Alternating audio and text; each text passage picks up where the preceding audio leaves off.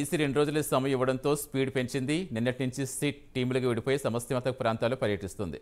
ఈ రోజు కూడా సిట్ అన్ని ప్రాంతాల్లో దర్యాప్తు చేయనుంది. దర్యాప్తు తర్వాత సిట్ ఒక నివేదిక ఈసీకి అందించనుంది. సిట్ నివేదిక ఆధారంగా ఈసీ తదుపరి చర్యలు తీసుకోనుంది.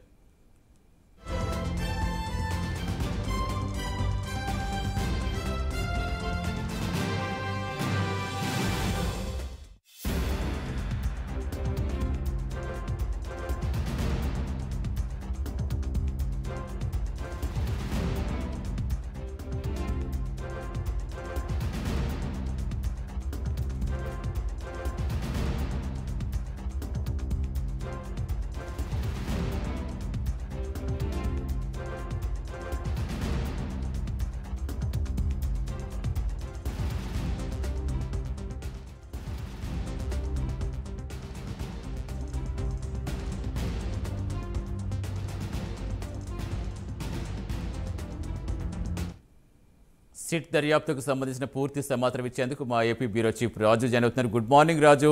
ఎలక్షన్స్ తర్వాత రాష్ట్రంలో జరిగిన ఘటనలపై ఈసీ ఎంత సీరియస్గా ఉందో ప్రత్యేకించి చెప్పక్కర్లేదు. ఎలాంటి యాక్షన్స్ తీసుకుంటుందో చూస్తూనే ఉన్నాం. తాజాగా సిట్ దర్యాప్తు ఏ విధంగా సాగుతోంది? నివేదిక ఎప్పుడు ఈసీకి అందించబోతోంది?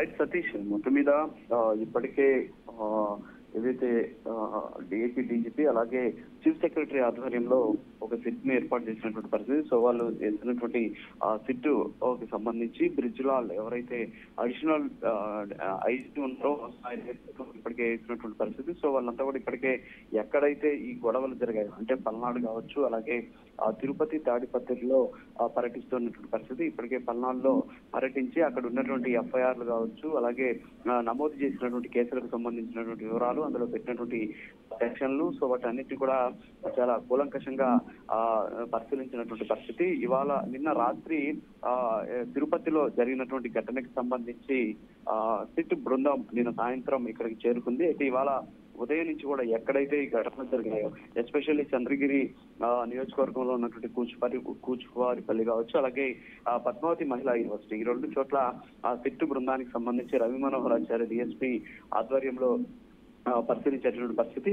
అంతేకాకుండా ఆ పోలీస్ అధికారులను కూడా విచారించేటువంటి అవకాశాలు కనిపిస్తున్నాయి. ఎందుకంటే అక్కడ విధుల్లో ఉన్నటువంటి వాళ్ళు ఏ విధంగా నిర్లక్ష్యంగా వ్యవహరించారు, స్ట్రాంగ్ రూమ్ వద్దకు భారీ ఎత్తున మారణాయుధాలతో వస్తుంటే ఎందుకు అడ్డుకోలేకపోయారు, అక్కడ జరుగుతున్నటువంటి దాడిని ఎందుకు నియంత్రించలేకపోయారనేటువంటి అంశాల మీద కూడా అధికారుల నుండి తెలుసుకున్నటువంటి పరిస్థితి ఉంది. అంతేకాకుండా నమోదైనటువంటి కేసులకు సంబంధించినటువంటి ఆ వివరాలను కూడా సేకరించేటటువంటి అవకాశాలు కనిపిస్తుంది. ఇక తాడిపత్రిలో కూడా ఇవాళ అక్కడ సిట్ బృందం కూలంకషంగా చర్చించి ఇప్పటి వరకు అక్కడ 90 మంది మీద కేసులు నమోదు చేసినటువంటి నేపథ్యంలో 90 మందికి సంబంధించి ఏ సెక్షన్లు పెట్టారో, అవసరమైతే అదనపు సెక్షన్లు కూడా అందులో యాడ్ చేసే విధంగా చర్యలు తీసుకుంటున్నటువంటి పరిస్థితి. పల్నాడులో ఇప్పటికే 74 మంది మీద కేసులు నమోదు చేసినట్టు తెలుస్తుంది. సో దానికి సంబంధించినటువంటి ఎఫ్ఐఆర్ కూడా ఇప్పటికే అక్కడ డిఎస్పీ ఆధ్వర్యంలో సిట్ డిఎస్పీ ఆధ్వర్యంలో పరిశీలన కూడా జరిపినటువంటి సిచ్యువేషన్ ఉంది.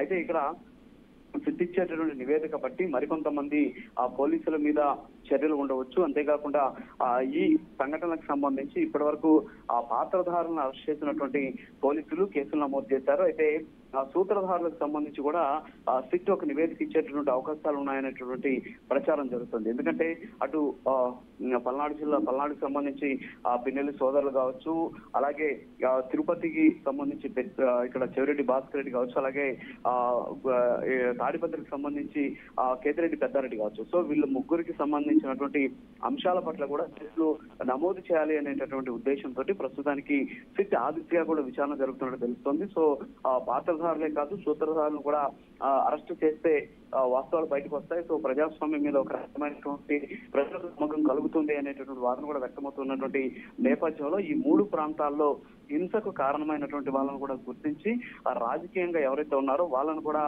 మీద కూడా కేసులు నమోదు చేసేందుకు అవసరమైనటువంటి చర్యల్ని సిట్టు తీసుకునేటువంటి పరిస్థితి. ఇప్పటికే సిట్టు బృందానికి కావచ్చు, అంతేకాకుండా డీజీపీని ఇక్కడ ఉన్నటువంటి తెలుగుదేశం పార్టీకి సంబంధించినటువంటి ప్రతినిధుల బృందం వెళ్లి కలిసి నిష్పక్షపాతంగా విచారణ జరపాలి. సో ఎక్కడ ఏం జరిగింది అనేటటువంటి అంశాల పట్ల విచారణలో ఎలాంటి పక్షపాత ధోరణి చూపించకుండా సిట్ అధికారులకు ఆదేశాలు ఇవ్వాలని చెప్పేసి కూడా కోరినటువంటి పరిస్థితి. సో సిట్టికి దాదాపుగా మొన్న డీజీపీ ఇచ్చినటువంటి ఏదైతే ఆర్డర్స్ ఉన్నాయో ఆర్డర్స్ క్లియర్ గా చెప్పడం జరిగింది. వాళ్ళకి స్వయం ప్రతిపత్తి కల్పిస్తున్నాం, అంతేకాకుండా విశేష అధికారాలు కల్పిస్తూ ఈ ఘటనకు సంబంధించి ఈ సంఘటనకు సంబంధించినటువంటి పూర్తి అధికారాలను వాళ్ళకి ఇస్తున్నట్టు కూడా అందులో పేర్కొన్నటువంటి పరిస్థితి. సో ఖచ్చితంగా సిట్ అధికారుల బృందం నిష్పక్షపాతంగానే దర్యాప్తు చేస్తుంది, సో నిష్పక్షపాతంగానే రిపోర్ట్ ఇస్తుంది అనేటటువంటి వర్షన్ అయితే టీడీపీ నుంచి కూడా వ్యక్తమవుతున్నటువంటి పరిస్థితి. ఇప్పటికే కేసులు నమోదైనటువంటి నేపథ్యంలో ఇంకా మరికొంతమంది మీద కేసులు పెట్టేటువంటి అవకాశం ఉన్నాయి, మరికొంతమందిని అరెస్ట్ చేసేటువంటి పరిస్థితి ఉంది. అలాగే